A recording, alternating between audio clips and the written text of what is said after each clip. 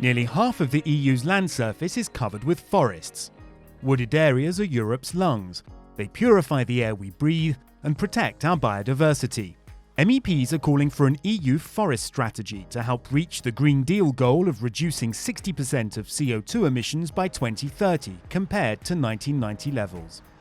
The enhancement of biodiversity, the fight against climate change, and the transitions to circular bioeconomy and to a fossil-free society will never be possible without multifunctional, healthy, and sustainably managed forests.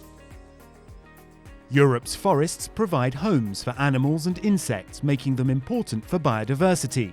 Wooded areas also protect our soil from erosion and extreme weather events.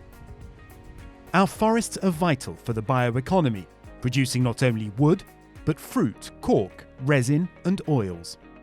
The European Parliament recognises that sustainable forest management can support a crucial economic sector while helping manage climate change, pests and diseases.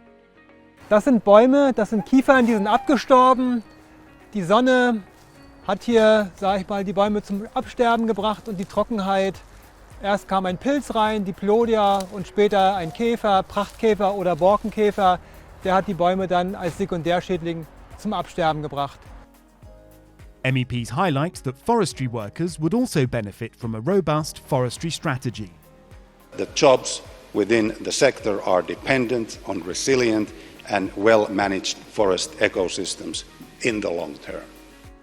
The new strategy should act as a bridge between national policies and EU objectives.